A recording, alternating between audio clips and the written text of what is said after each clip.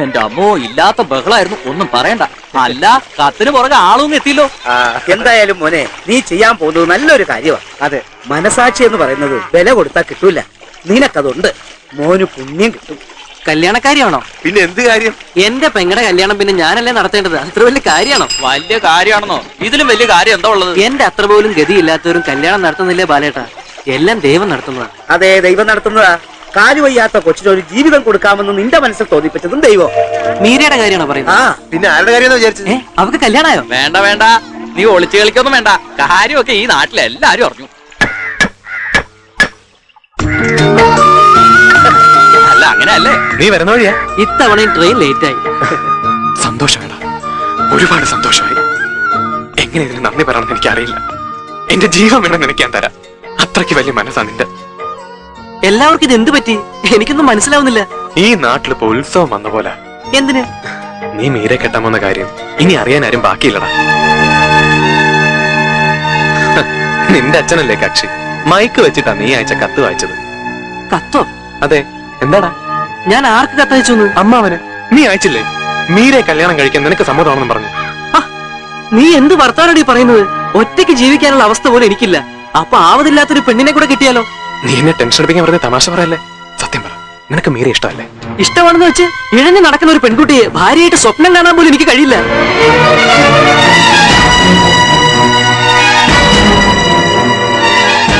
എങ്കിലും നീ എന്നെ തന്നെ കണ്ടു കളഞ്ഞല്ലോ അവളുടെ ഭർത്താവായിട്ട്. ആശ കൊടുത്തിട്ട് കളിയാക്കുന്നു. ഇഴഞ്ഞു നടക്കുന്നവളെ ഇനി അവളെ വിളിച്ച നിന്നെ ഞാൻ വെച്ചേക്കില്ല.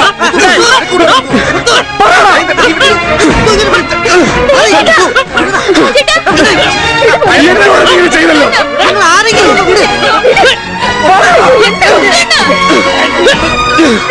എന്റെ വീട്ടിൽ നിന്ന് കിടന്ന് വേളം ഉണ്ടാക്കുന്നേ.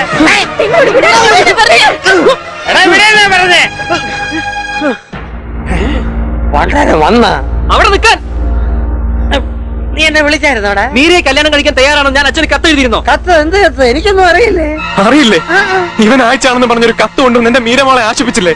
അവളുടെ കല്യാണത്തിന് വേണ്ടി ഞാൻ കഷ്ടപ്പെട്ടുണ്ടാക്കിയ കാശ് നിങ്ങൾ മേടിച്ചോണ്ട് പോയില്ലേ? ഞാനെങ്ങും ഒരു കാശും മേടിച്ചിട്ടില്ല. അല്ലെങ്കിൽ തന്നെ കാശ് അത് പിന്നെ ഉണ്ടാക്കാം. അവിടെ ഇതിന്റെ പെങ്ങളാ പഴുതാര പെണ്ണിനെ ആരും കെട്ടാൻ പോണില്ല.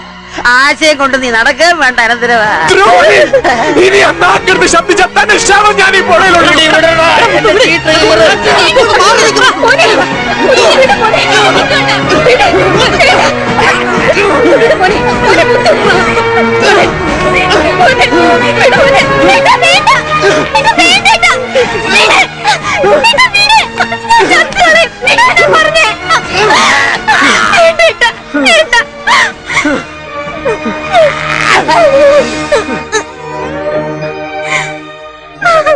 എന്റെ മോള് കരയണ്ട. ഈ ചതിയന്മാര് പോവാൻ പറ. ചേട്ടന് ജീവനുണ്ടെ മോളുടെ കല്യാണം നടത്തും. എനിക്ക് കല്യാണം ഒന്നും വേണ്ട. എല്ലാരും കൂടെ എന്നെ ഇങ്ങനെ കളിയാക്കണ്ടിരുന്നാ മതി.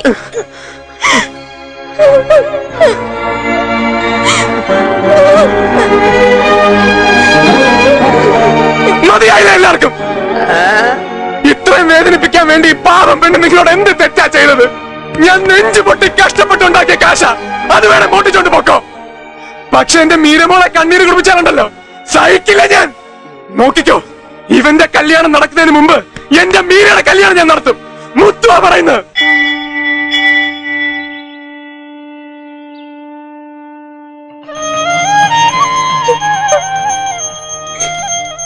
എന്തിനാ കണ്ണ എന്നെ കരയിക്കുന്നേ? എല്ലാവർക്കും കണ്ടിച്ചിരിക്കും. എന്തിനാ കണ്ണ എന്നെ ഇങ്ങനെ ജീവനോടിട്ടിരിക്കുന്നേ?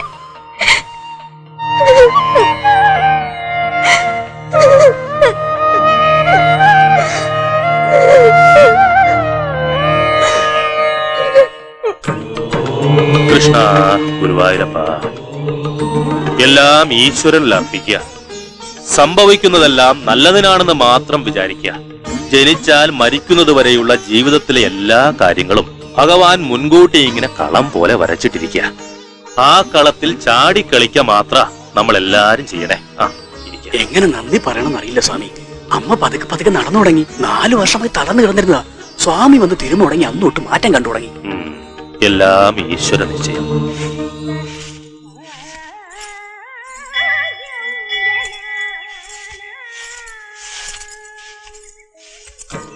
സ്വാമി, അതാണ് ഞാൻ പറഞ്ഞ കുട്ടി. വാമോളെ, ഇങ്ങടുത്ത് വന്നേ. എന്താ കുട്ടിയുടെ പേര്? മീര. ഭക്തമീര. പ്രാർത്ഥിച്ചാലും പ്രാർത്ഥിച്ചാലും കൃഷ്ണൻ കണ്ണീരെ തരത്തുള്ളല്ലേ. കുട്ടി പോയിക്കൊള്ളൂ. അച്ഛാ, ഞാൻ മീര താഴെ ആക്കിയിട്ട് വരാം. ആ ചെല്ലു. ഈ കുട്ടിയുടെ അസുഖം ഭേദമാക്കാൻ പറ്റുമോ സ്വാമി? ഒന്നും ഇപ്പൊ പറയാൻ പറ്റില്ല. ഇവളുടെ പാർട്ടി അമ്പലത്തിലെ ഉത്സവത്തിന് പ്രധാനമായിട്ടാ. ഇവക്ക് വേണ്ടി ചാകാൻ പോലും തയ്യാറായി നടക്കുന്ന ഒരു ആംഗ്ലച്ചക്കനുണ്ട്. അവൻ എന്തുമാത്രം കാശാ ഇവിടെ ചികിത്സിച്ച് കളയുന്നത്. ഈശ്വരൻ കൂടി വിചാരിച്ചാലല്ലേ എല്ലാ കാര്യങ്ങളും നടക്കൂ. അമ്മേ മഹാമായേ. ആ സ്വാമി പറഞ്ഞത് കേട്ടില്ലേ? ഞാൻ ഭക്തമീരയാണെന്ന്. ഭക്തമീര കൃഷ്ണന്റെ മുന്നിൽ പാടി പാടി ഒടുവിൽ വീണു മരിക്കുകയായിരുന്നു. എന്റെ ഗതി അതാവോ? ഒന്ന് പോടി പെണ്ണെ, വെറുതെ ഒന്നും ആലോചിച്ച് മനസ്സ് വിഷമിപ്പിക്കണ്ട. ഈശ്വരൻ നിനക്ക് നല്ലതേ വരുത്തൂ. അതൊക്കെ എനിക്കൊരു വിഷമമില്ല ശ്രുതി. ഞാൻ കാരണം മറ്റുള്ളവർ വിഷമിക്കുന്നത് കാണുമ്പോഴാ ഒരു പ്രയാസം. എന്തിനാ പഠിക്കട്ടിറങ്ങിയത്? ഞാൻ വന്ന് എടുത്തോണ്ട് പോകുന്നേനല്ലോ. ഒരു എക്സർസൈസ് ആയിക്കോട്ടെ എന്ന് കരുതി. അല്ലേ ശ്രുതി? പെങ്ങളെ കൊണ്ടുവിട്ടിട്ട് വെളിയിൽ നിന്നാ മതിയോ? എന്റെ അമ്പലത്തിൽ വന്ന് തൊഴാഞ്ഞത്? നമ്മളെയൊക്കെ ഈശ്വരൻ തഴഞ്ഞിട്ടിരിക്കുന്ന കൂട്ടത്തിലാ. തൊഴുതിട്ടൊന്നും ഒരു കാര്യമില്ല. മൈൻഡ് ചെയ്യത്തില്ല.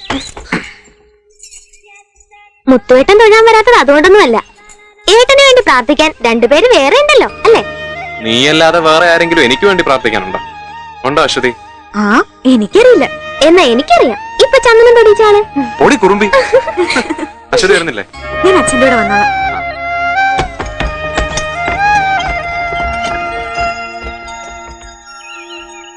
കൊച്ചാപ്പിച്ചേട്ടോ, എന്തോ കടുപ്പത്തി 2 ചായ. ഇതെന്താ പുസ്തകമൊക്കെ ആയിട്ട് കോളേജിൽ പഠിക്കുന്നുണ്ട്? കൊള്ളാം. ഇതല്ലേ ഇപ്പൊ വീട്ടിൽ മീരയുടെ ഭക്ഷണം. കഞ്ഞി കിട്ടിയാലും അവക്ക് കുഴപ്പമില്ല. പക്ഷെ വായനശാലയിൽ നിന്ന് 2 പുസ്തകം കൊണ്ട് ചെന്നില്ലേ പിന്നെ ബഹളമാ. വായിക്കുന്നത് എനിക്കും വലിയ ഇഷ്ടമാ. വിവരം ഉണ്ടാവും. ഇത് ആരെഴുതിയ നോവലാ? ചകവടി ആയിരിക്കും. അല്ല, പുനത്തിൽ കടമ്പനിട്ട. ഓ, എന്തൊരു വിവരം! നിന്നേക്കാ വിവരമുണ്ട്. ആഹാ, രണ്ടുപേരും കൂടി ഇവിടെ വന്നിരിക്കാ. നിന്നെ ഞാൻ എവിടെയൊക്കെ അന്വേഷിച്ചു പറ്റൂ. എന്താ വിവരട്ടാ? ആ, കാര്യമുണ്ട്. നീ ഏതെല്ലാം ആശുപത്രി പോയി എന്തുമാത്രം രൂപ കളഞ്ഞിരിക്കുന്നതിന്റെ പെങ്ങൾക്ക് വേണ്ടി, ഇല്ലേ? ഇല്ലെന്നോ? ആശുപത്രി കൊടുത്ത കാശ് ഉണ്ടായിരുന്നെങ്കിൽ ആ പുതുക്കരിയിൽ നിന്ന് ആലോചനക്കാർക്ക് പറഞ്ഞ സ്ത്രീധനം കൊടുത്ത് അവളെ കെട്ടിച്ചു വിടായിരുന്നു. ഏതായാലും ഒരു ചികിത്സ കൂടി നമുക്ക് പരീക്ഷിക്കാം. നമ്മുടെ കൃഷ്ണൻ കോവിൽ ഒരു സന്യാസി വന്നിട്ടുണ്ട്. ദേശാടനത്തിടെ ചുറ്റിക്കിറങ്ങി അമ്പലത്തിൽ വന്നതാ. ഏതോ പേര് കേട്ട സിദ്ധനാത്രേ. മർമാണി ചികിത്സയിലും തിരുമിലും ഒക്കെ വലിയ കൈപ്പുണ്യമുള്ള ആളാന്നാ പറയുന്നേ. ശരിയാ, കടയിലും ആരൊക്കെ പറയുന്നത് കേട്ടു. ആ സ്വാമി വലിയ മന്ത്രവാദിയാണെന്നൊക്കെയാ കേൾക്കണേ. എന്നാ നമ്മുടെ മീരമോളെ നമുക്കൊന്ന് കാണിച്ചാലോ? കാണിക്കാനൊന്നുമില്ല. മീരമോള സ്വാമി കണ്ടിരിക്കുന്നു. എവിടെ വെച്ച്? ഇന്നലെ അമ്പലത്തിൽ വെച്ച്. അവിടെ കാര്യം ഞങ്ങൾ സംസാരിക്കുകയും ചെയ്തു. അന്നേരം സ്വാമി ഒന്നും തീർത്തു പറഞ്ഞില്ല. ഇന്ന് രാവിലെ അമ്പലത്തിൽ ചെന്നപ്പോഴാണ് എന്നെ വിളിച്ച് പറഞ്ഞത് ആ കുട്ടിയെ രക്ഷിക്കാമോ എന്ന് നോക്കാന്ന്. എന്നാ നമുക്ക് സ്വാമി എടുത്തിരുന്ന് പോയാലോ? അതിനല്ലേ ഞാൻ വന്നത്. എന്നാ ഞാൻ കൂടെ വരാം. എന്നാ വാ. ഏതായാലും ചായ കുടിച്ചിട്ടു പോകും. ഓ, ഇനിയിപ്പോ ആ സ്വാമിയാര് വന്ന് തിരുമ്മി തടവിയാൽ അവള് 4 കാലേ നടക്കാൻ പോവാ. അതിനൊക്കെ കളയാൻ അവന്റെ കയ്യിൽ കാശുണ്ട്. എനിക്കൊരു മുറിവീട് വാങ്ങി തരാൻ അവന്റെ കയ്യിൽ കാശില്ല. എനിക്കെല്ലാം മനസ്സിലാവുന്നുണ്ട്. ഇളക്ക് ഇളക്ക്, നന്നായിട്ട് ഇളക്ക്, എന്നിട്ട് തേച്ച് പിടിപ്പിക്കേ. ചുമ്മാ കുഴമ്പ് കളയാന്നല്ലാണ്ട് ഇതുകൊണ്ടൊന്നും അവള് നടക്കാൻ പോണില്ലടാ. തള്ള കരുനാക്കൊണ്ടൊന്നും പറയാൻ അടങ്ങി കിടക്ക്. സിദ്ധൻ ഇപ്പൊ ഇങ്ങെത്തും. പിന്നെ ചിത്തൻ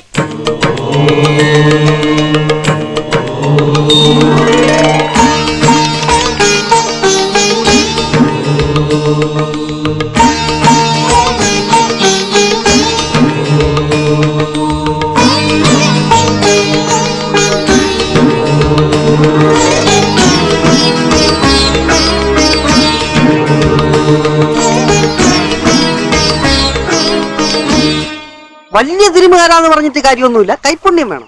ഈ സ്വാമി ദൈവത്തിന്റെ സ്വന്തം ആളാണെന്ന്. പുള്ളിക്കാരൻ കൈകൊണ്ട് തൊട്ടാ മതി ചത്ത് കിടക്കണമെന്ന് ചാടി എഴുന്നേറ്റ് നേരം വെളുത്തു എന്ന് ചോദിക്കും. പട്ടണത്തിലൊരു വലിയ മുതലാളിയെ 1 മാസം കൊണ്ട് ചികിത്സിച്ച് ഭേദാക്കിന്നാ പറയുന്നേ. ജന്മനെ തളർന്നുപോയ ആളായിരുന്നു അത്രേ. ഇതിന് കുറെ സിദ്ധിയുടെ വേണേ. അതാണല്ലോ പുള്ളിക്കാരനെ സിദ്ധൻ സിദ്ധൻ എന്ന് വിളിക്കുന്നത്. അപ്പൊ പിന്നെ നമ്മുടെ മീരക്കുട്ടിയെ ഈ സിദ്ധൻ എണിപ്പിച്ച് നടത്തുമായിരിക്കും അല്ലമ്മേ? എഴുന്നേറ്റ് നടക്കുമായിരിക്കും എന്നല്ല, നടത്തിയിരിക്കും.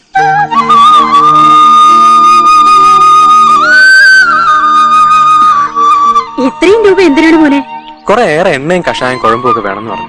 എല്ലാ സിദ്ധം തന്നെ ചെയ്തോളൂ. അമ്പലത്തിനടുത്തുള്ളൊരു വീട്ടില് അതിനുള്ള ഏർപ്പാടും ചെയ്തു കഴിഞ്ഞു. എന്റെ ഭഗവതി, അവിടെ പ്രാർത്ഥന ദൈവം കേട്ടു. അമ്മേ മഹാമായി. കാലിൽ തൊടുമ്പോ സ്പർശനം ചെറുതായിട്ട് കുട്ടി അറിയണുണ്ട്. അത് തന്നെ പ്രതീക്ഷയ്ക്ക് വകയാ. പിന്നെല്ലാം ഈശ്വരന്റെ കയ്യിലാ. അങ്ങേ വീട്ടിൽ കാലെടുത്ത് കുത്തിയപ്പോ തന്നെ മനസ്സിനെന്തോ സുഖം കിട്ടിയ പോലെ. എനിക്ക് ഉറപ്പാ അവിടെ അസുഖം ഭേദമാവും. തന്റെ പെങ്ങളൂട്ടി അങ്ങനെ തന്നെ പറയണേ. ആത്മവിശ്വാസ ഏറ്റവും വലിയ ചികിത്സ. അപ്പോ ഞാൻ ഇറങ്ങട്ടെ. ഞാൻ കൂടെ വരാം അമ്പലം വരെ. വന്നോളൂ.